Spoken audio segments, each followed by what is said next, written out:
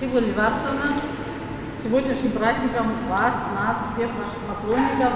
Мы всегда с нетерпением ждем этот фестиваль. Скажите, пожалуйста, чем он отличается от предыдущих? Мы знаем, что каждый год вы привозите на свою родину что-то новое, что-то интересное, необычное. Я абсолютно счастлива, что я абхазка, и что у меня есть возможность пригласить сюда моих друзей, которые каждый год приезжают сюда, на мою родину, для того, чтобы подарить музыку и подарить счастье.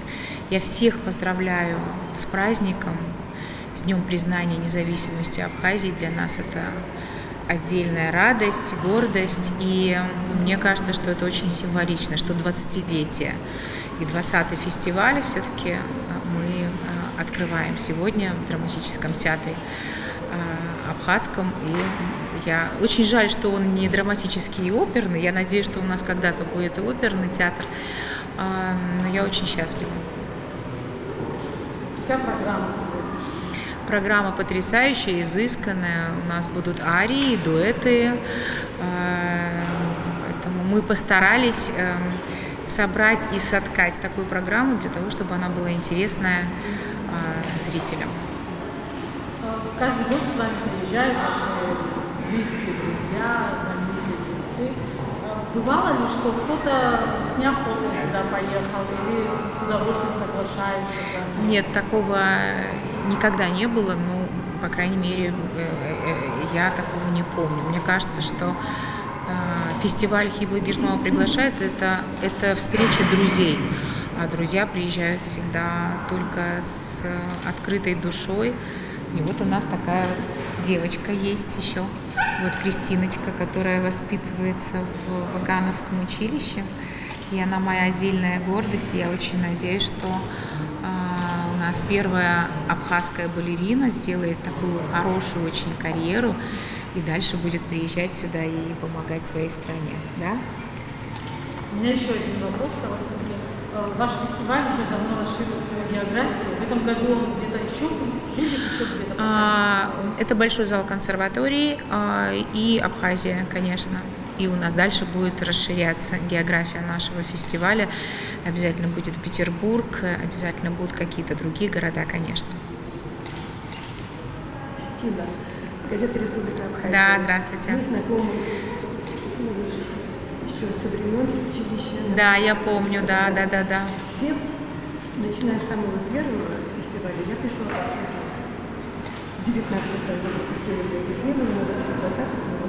Вот какое настроение? Есть разница между первым фестивалем и юбилеем 20-м, внутреннее состояние? Ну, вы знаете, когда мы делали первый фестиваль, было трудное время. В принципе, и сейчас тоже нелегкое время, но мы выросли, у нас поменялась ситуация, у нас поменялась не только ситуация во времени, мы выросли, мы стали взрослее, у нас музыкальная жизнь, музыкальная история немного другая, поэтому история фестиваля, конечно, она меняется, ну, потому как это интересно. Каждый год это новые великие музыканты и новые имена, которые сюда приезжают, и не один раз. Поэтому мы начинали 20 лет назад, конечно, это была совсем другая ситуация. Это был Пицунский храм, и для меня это было очень важно, потому что фестиваль, вы, наверное, знаете, что фестиваль – это память о моих родителях. Поэтому я очень надеюсь, что они мне всегда помогают, и что для них вот такая гордость, что я занимаюсь своим любимым делом, и что мой фестиваль абсолютно благотворительный, и я, конечно, все собранные деньги оставляю здесь, и музыкальным училищем, и не только, и музыкальным училищем, и музыкальным школам, и мы сейчас не будем про это говорить, потому что это очень-очень долгий разговор. Но я абсолютно счастлива, что у нас фестиваль за 20 лет очень вырос. И географически, и имена другие, и программы мы очень разные, изысканные привозили. И мне кажется, что у этого фестиваля есть свой балласт, свой пласт, своя ниша такая, которая очень высокая, и я этим очень горжусь, да, конечно. Спасибо большое. Вы сказали родителям, сейчас Но все знают, что идет такая поминальная неделя. Может, они сегодня просто будут счастливы. Ну, вы знаете, это настолько символично, что сегодня потрясающий праздник для абхазов. Это День признания независимости нашей страны, нашей республики, нашей Апсны и, конечно, Нанхэ, который мы всегда, каждый год справляем. И это не просто так все соткалось, и не просто так все организовалось именно вот в эти числа. И я очень счастлива, что мы в конце августа здесь, именно 26 и 28. Для нас это отдельный молебен, так скажем. Да, конечно. От имени всех читателей газеты, они просто просили, что вы предаетесь. Благодаря вам они познакомились со многими разными великими деятелями Елена Ростова, Да. Братчик Лава Станислав Белзер, Спиваков. В общем, огромное спасибо от всех читателей газеты. Спасибо большое вам. Спасибо вам, спасибо читателям. Мы очень любим нашего зрителя.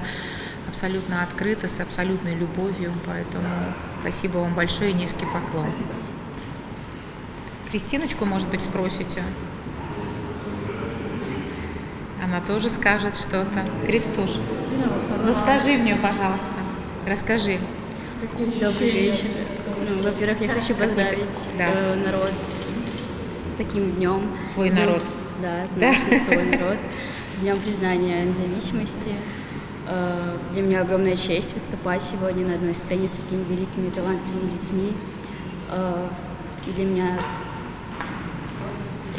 этот фестиваль для меня возможность показать своему народу искусство балета и возможность для меня развиваться, за что я очень благодарна Хильде Неварсовне. Спасибо вам большое за это. Спасибо, что поддерживаете меня, что верите. Не надо мне спасибо, ты давай расти, все остальное скажешь своему народу. Ну вот, спасибо большое, у нас дальше, да, гостей, да? Да. Период карантина вы стали выкладывать в сеть. Я не слышу совсем. В период карантина вы стали выкладывать в сеть исполнение военных песен, собственно. Это новый тренд у вас? Вы знаете, нет, у нас в семье всегда пели многоголосие, разные песни, и для меня это песни детства. И я с удовольствием, у нас как-то получилось, нас вот как-то закрыли дома, поэтому видите, какая ситуация была. Поэтому с удовольствием села за рояль, вспомнила, что я пианистка, и вот и была ситуация с песнями. А планируется отдельный проект? Вы знаете, меня очень просят, чтобы я записала диск, ну посмотрим. Сейчас жизнь так поменялась, быть может, какие-то русла, веяния другие будут, посмотрим, вполне может быть, что я запишу. Я с удовольствием это делаю. У нас недавно был прекрасный концерт с Олегом Акуратовым в театре Станиславского Немировича Данченко, и люди любят эти песни, и я абсолютно с душой пою их, поэтому вполне может быть, что мы их запишем, конечно. Спасибо за вопрос.